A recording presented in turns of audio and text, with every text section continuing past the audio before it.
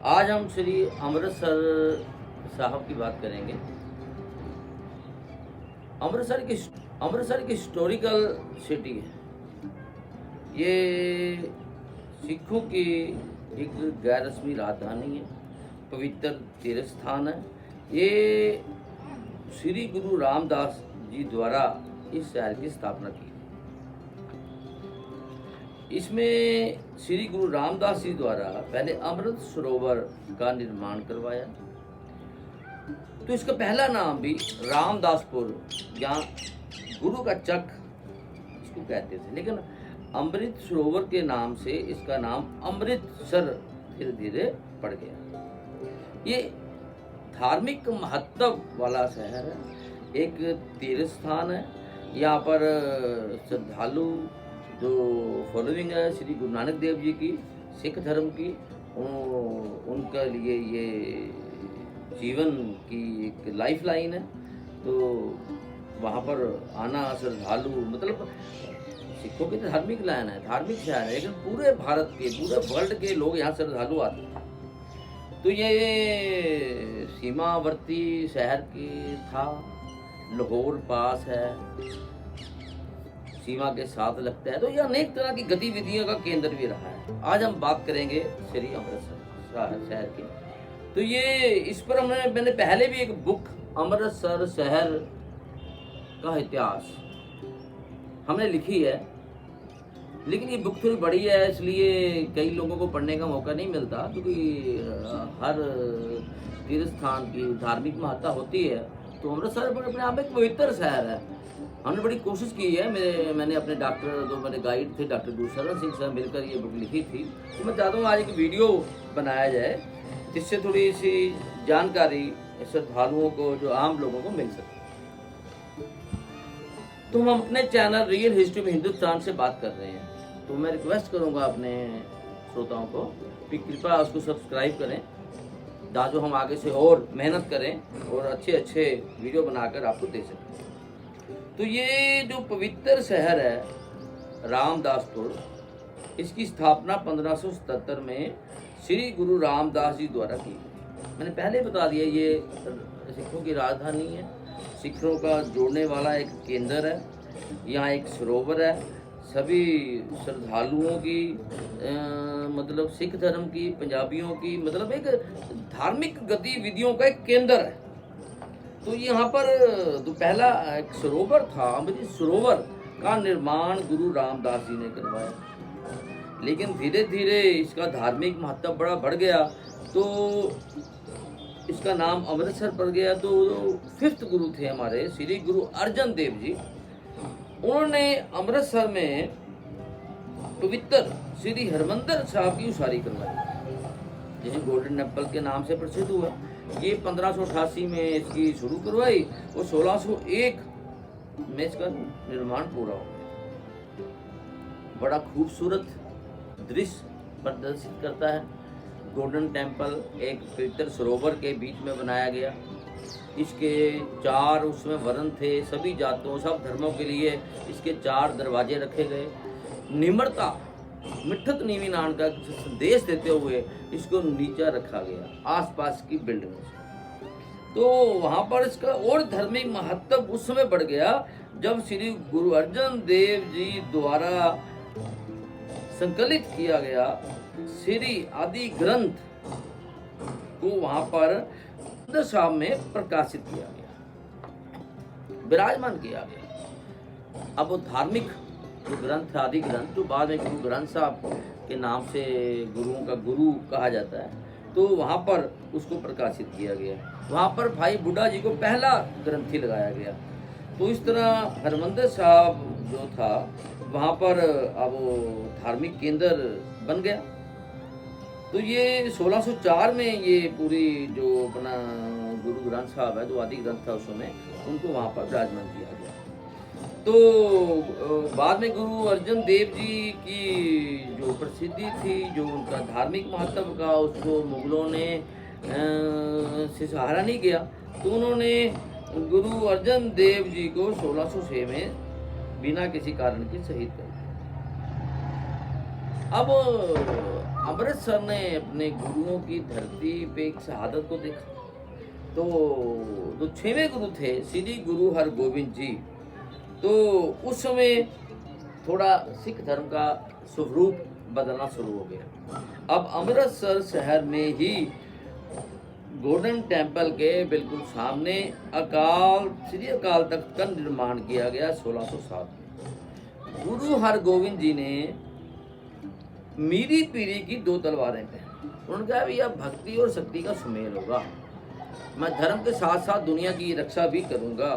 तो धीरे धीरे अब जो ये श्री अमृतसर शहर में गुरु रामदास जी के समय से ही विसाखी, दिवाली और बाद में बाकी का त्योहार भी वहाँ मनाया जाने लगा। अब धीरे धीरे अमृतसर की जो भौगोलिक स्थिति थी वो बिल्कुल बॉर्डर स्टेट था, लाहौर के पास था, अफगानिस्तान था, ईरान, इराक, तुर्की से जो हमलावर आते थे। तो सबसे पहले अमृतसर शहर की भौगोलिक स्थिति के कारण और उसकी धार्मिक महत्ता के कारण, उसकी आर्थिक खुशहाली के कारण हमलावरों ने उसको अपना निशाना बनाया। हालांकि मुगलों ने भी गुरु हरगोविंद जी के समय में चुनौती दी। गुरु हरगोविंद ने चुनौती को स्वीकार किया। तो वहाँ पर उनके साथ छोटे छोटे युद्ध भी हुए, लेकिन गुरु हरगोविंद जी ने जो कीर्तपुर साहब की तरफ चले गए, तो उन्होंने जो है अमृतसर को छोड़कर कीर्तपुर में जाकर वो चले गए। लेकिन बाद के गुरुओं को अमृतसर में जाने का समय इतना ज़्यादा नहीं मिला। बहादुर जो 9th गुरु थे वो अपनी धार्मिक गतिविधियों में लगे थे, लेकिन जब वो उनका त्यागमल था, जब वो गुरु बने लगभग 2 साल के बाद 1666 में उनको गुरु डिक्लेयर किया गया। भाई मक्खन शाह लुभाना जी ने जब उनको ढूंढा, तो उस समय जब वो गोल्डन टेम्पल में आए तो अमृतसर में जो पुजारी थे उन्होंने वहाँ पर दरवाज़ा नहीं खोला। जब दरवाज़ा नहीं खोला तो बाहर से ही गुरु तेग बहादुर ने मत्था टेका और चले गए। उसके बाद अपनी धार्मिक यात्रा और गतिविधियों में चलते रहे। तो इस तरह गुरु तेग बहादुर की अब अमृतसर में ज़्यादा समय नहीं रहा, वो अपनी यात्राओं में ही चलते रहे। लेकिन गुरु तेग बहादुर जी की बढ़ती लोकप्रियता और धार्मिक महत्व से जो मुगल थे वो चिढ़ गए। उस समय एक मसला भी आया था, जो कश्मीरी हिंदू थे, जो हिंदू धर्म की रक्षा के लिए, हिंदुस्तान की रक्षा के लिए, तो उस समय गुरु तेग बहादुर जी को बलिदान देना। तो 1675 में मुगल सम्राट था औरंगजेब, उसके आदेश से गुरु तेग बहादुर जी को दिल्ली में चांदनी चौक में शहीद कर दिया गया। अब मुगलों का जुल्मों का सामना करने के लिए तो सिखों को शक्तिशाली करना जरूरी था। अब सिख धर्म का रंग रूप बदलने लगा। अब इसमें गुरु गोविंद सिंह जी जो 10वें गुरु थे, उन्होंने अब कहा भी मुगलों अब हमें जो वही नेचर के साथ हम नहीं चल सकते, हमें थोड़ा इसका स्वरूप बदलना पड़ेगा। तो उन्होंने खालसे की स्थापना की। उन्होंने हर सिख को खालसा बना दिया। 1699 में श्री आनंदपुर साहब में बैसाखी के दिन 13 अप्रैल को खालसे की स्थापना की गई। उनको अमृतपान कराया गया, उनको पंचकक्के धारण करवाए गए और हम नाम के साथ सिंह लगा दिया गया, उनको शेर बना दिया गया, हाथ में तलवार पकड़ा दी गई। तो हम अपने धर्म की, अपनी दुनिया की, अपने लोगों की रक्षा करें। तो ये गुरु गोविंद सिंह, श्री गुरु गोविंद सिंह जी की जो प्रेरणा स्रोत है वो हमेशा अमृतसर ही रहा, हरमंदिर साहिब ही रहा। इसके बाद बंदा बहादुर जब आए मुगलों से टक्कर लेने के लिए नंदेड़ से, तो उनको भी अमृतसर जाने का ज़्यादा समय नहीं मिला, लेकिन उनकी भी जो प्रेरणा स्रोत थी वो हरमंदिर साहिब ही है। लेकिन धीरे धीरे ये जो धार्मिक गतिविधियों का जो केंद्र था वो अमृतसर ही बना रहा, क्योंकि वहाँ पर जब गुरु गोविंद सिंह जी ने अपना उसके बाद गुरु का जो दर्जा है वो श्री गुरु ग्रंथ साहब को दे दिया गया। तो फिर जो गुरु ग्रंथ साहब जी हैं वो वहाँ पर विराजमान हो गए, तो वहाँ पर धार्मिक महत्व बढ़ गया। इसके बाद मतलब जितनी भी गतिविधियाँ, चाहे वो साल में एक बार है, चाहे दिवाली है, चाहे विसाखी है, तो अलग अलग जो सारी गतिविधियाँ वो केंद्र वो अब अमृतसर है। अमृतसर की भौगोलिक स्थिति, धार्मिक स्थिति, व्यापारिक स्थिति के कारण उसको गंभीर चुनौतियों का सामना करना पड़ा। सरहदी शहर था, उसको हमलावरों से भी दो चार होना पड़ा। अब धीरे धीरे इसकी स्थिति थोड़ी बिगड़ गई थी, तो उस समय माता सुंदरी और माता साहब कौर जी ने भाई मनी सिंह को वहाँ पर मतलब जो प्रबंध था वो ठीक करने के लिए मुख्य ग्रंथी नियुक्त किया। तो अब भाई मनी सिंह जी ने थोड़ा प्रबंध ठीक किया, लेकिन मुगलों ने 1738 में, तो चाहते नहीं थे मुगल अब वो स्थिति ठीक हो, तो उन्होंने बड़ी बेदर्दी से भाई मनी सिंह को 1738 में उनको शहीद कर दिया। अब वहाँ पर जो मसा रंगड़ था, एक नाम आता है, उसने श्री हरमंदिर साहब को अपवित्र कर दिया। अब मुगलों की जो दमनकारी नीति है वो चलती रही। अब इसके विरुद्ध वहाँ पर दल खालसे का निर्माण हुआ, क्योंकि मुगल अत्याचार करते थे, सिखों को घर छोड़ जंगलों में जाना पड़ा। अब जंगलों में धीरे धीरे उनके दल बन गए, वो दल खालसा के रूप में सामने आ गए। तो अमृतसर में जो हमले, जो तस्वीर, जो भयानकता की तस्वीर देखी, वो बयान करनी थोड़ी मुश्किल है। तो अहमद साहब दाली ने 1748 से लेकर 88 तक 8 हमले किए। उसमें 3 हमले तो पंजाबियों को, सिखों को मारने के लिए थे। तो उन्होंने खास तौर पर जो अमृतसर है, जो हरमंदिर साहब है, तो वहाँ पर उनको नष्ट करने की कोशिश की। अब दाली का जो पुत्र था तैमूर शाह, उसने भी हमला किया, तो उसने बड़े जुल्म किए। तो वहाँ पर बाबा दीप सिंह जी भी अपनी प्रतिज्ञा को पूरी करते हुए वो भी शहीद हो गए। तो उस समय जो थोड़ा इसकी, फिर भाई मेहताब सिंह और सुखा सिंह जी ने मसा रंगड़, जो इसके लिए जिम्मेवार था, जिसने अपवित्र किया था अमृतसर को, हरमंदिर साहब जी को, उसका सिर कलम कर दिया। तो 1762 में जो अहमद साहब दाली था, जब उसको लगा भी अब मैं जो मेरा है, जो चुनौती देने वाले कौन है, सिख, तो उसने एक बड़ा घल्लूगारू किया कपूरथले के, मतलब ये मलेरकोटले के पास कुप में। तो वहाँ पर 10,000 सिखों को शहीद किया गया। लेकिन धीरे धीरे अब शहादत निष्फल नहीं गई, जो मिसलें हैं वो शक्तिशाली होने लगी। अब वो 1765 में अमृतसर में जो फिर द्वारा जो दाली ने नुकसान बताया था, तो हरमंदिर साहब की फिर पुनर्उसारी की गई और जो चढ़दी कला में जो शहर को द्वारा लाया गया। तो जो धीरे धीरे मिसलों की स्थापना हुई। मिसलों ने अपने जो रामदासपुर था, अमृतसर शहर था, घेरे के अंदर कटरे स्थापित किए। मतलब कटरे का मतलब होता था कि उसका एरिया, हर मिसल ने अपना अपना एरिया बनाया, उसको सुरक्षा दी, वहाँ पर उसका विकास किया। इस समय धीरे धीरे अब गुरुमत्ते का बोलबाला हो गया था। अब मिसलें बन गई, उनकी जो केंद्रीय शक्ति थी वो गुरुमत्ता था। वो श्री गुरु ग्रंथ साहब की हजूरी में बैठकर कोई भी फैसला ले लेते। लेकिन धीरे धीरे महाराजा रणजीत सिंह शक्तिशाली हो गए, तो उन्होंने 1805 में जो अमृतसर शहर था वो जीत लिया। अब उनका अमृतसर में बड़ा निकटता का संबंध था। वो अमृतसर में रामबाग का निर्माण कराया। वो लाहौर की बजाय गर्मियों में ज़्यादा समय अमृतसर में ही रहते थे। तो मतलब अमृतसर में बड़ा लगाव था मिसलों के सरदारों का। उन्होंने कटरों का निर्माण किया, अपनी सुरक्षा दी, लोगों के साथ सीधे संबंध थे। लेकिन धीरे धीरे रणजीत सिंह का जो राज था वो धीरे धीरे पतन की तरफ चला गया।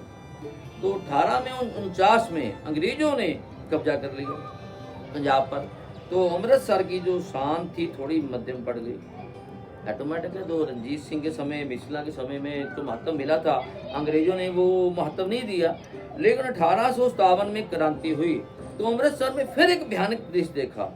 अमृतसर की तहसील अजनाला में एक कुआं मिलता है जहाँ पर 282 जो क्रांतिकारी थे, जो क्रांति में भाव, उनको शहीद कर दिया गया।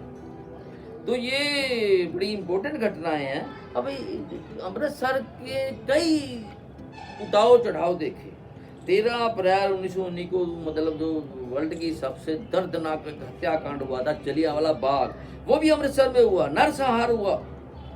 तो उसमें हजारों व्यक्तियों तो गोलियों से भुना गया। जनरल डायर ने गोलियां चलाई वहाँ पर।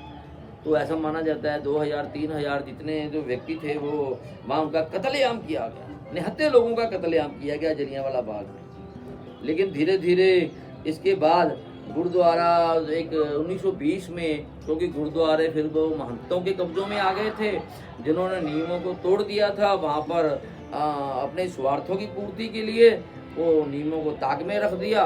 वो सिख मर्यादा के अनुसार नहीं चलते थे, उन्होंने निजी प्रॉपर्टी बना ली थी गुरुद्वारा को। तो ले उसके खिलाफ फिर एक अमृतसर में एक गुरुद्वारा सुधार मूवमेंट चली 1920 से 25 तक। उसका भी मुख्य केंद्र अमृतसर रहा, दरबार साहब रहा। तो ये धीरे धीरे इसमें कई जो आंदोलन चले, उसमें दरबार साहब का एक आंदोलन था, कुंजियों का आंदोलन था, फिर अकाल तख्त पे किया गया, ननकाना साहब का मोर्चा लगा, चाबियों का मतलब गुरु का बाग लगा, जत्तों का मोर्चा लगा। तो सारे मोर्चे लगे। लेकिन धीरे धीरे फिर ये 1925 में एक गुरुद्वारा जो श्रोमणी कमेटी थी उसको में एक एक्ट पास हो गया, और जो सभी गुरुद्वारे थे वो जो महंतों के कब्जे में से निकल गए। अमृतसर को फिर एक खुशहाली का दिन देखने को मिला। लेकिन 1947 में एक बेहद भयानक दृश्य देखना पड़ा अमृतसर को, क्योंकि उसमें बंटवारा हुआ देश का, जो बिना किसी योजना के, बिना किसी प्लानिंग के एक बंटवारा हुआ, जिसमें एक संप्रदाय का एक कम्युनलिज्म जो अंग्रेजों द्वारा फैलाई गई थी, उसका एक भयानक दृश्य 1947 में हुआ। खून से भरी हुई लथपथ गालियाँ अमृतसर, लाहौर से अमृतसर आती हैं, लोगों की लाशें बिछी होती हैं। तो उस समय अमृतसर जो शहर है उसने बहुत ज़्यादा तो भयानक दृश्य देखे। मतलब बहुत सारे लोग पैदल आए, बहुत सारे लोग मारे गए, बहुत सारे लोगों के रिश्तेदार वहीं पकड़ लिए गए। तो ये एक कत्लेआम 1947 का तो बंटवारा था, फिर रिहेबिलिटेशन, बहुत सारी चीज़ें जो वो अमृतसर को देखी। अब देश आज़ाद हो गया। देश आज़ाद होने के बाद भी अमृतसर में शांति नहीं हुई, क्योंकि यहाँ पर फिर एक पंजाबी सूबे के लिए एक स्ट्रगल करनी पड़ी। वो भी उसका भी मुख्य केंद्र से अमृतसर शहर ही था। ये लगभग आज़ादी के बाद ही आंदोलन शुरू हो गया था, 1966 तक ही चलता रहा। 1966 में चाहे पंजाबी सूबा बन गया, लेकिन उसके बाद भी चंडीगढ़ के लिए, चंडीगढ़ पंजाब को नहीं मिला, उसके लिए संघर्ष चलता रहा। 1970 में दर्शन सिंह फेरूमान जी 74 दिनों की भूख हड़ताल करते हुए अपने प्राण त्याग देते हैं। मतलब कई तरह की उल्ट पुल्ट होती रही, मतलब ये आंदोलन होते रहे। मतलब अमृतसर में कई तरह का उतार चढ़ाव देखने को मिला। तो ये एक पवित्र शहर है, हर सिखों के दिलों की धड़कन है, एक धार्मिक उत्सव है, हर तरह के त्योहार, हर तरह के रीति रिवाज, मतलब जीवन की हर घटनाओं से मतलब पंजाब का जो सिखों का खास तौर पर एक जुड़ा हुआ एक रिश्ता है। तो ये जो शहर है हमेशा इतने उतार चढ़ाने के बाद भी ये शहर हमेशा चढ़ती कला में रहा। वाहिगुरू जी खालसा, वाहिगुरू जी।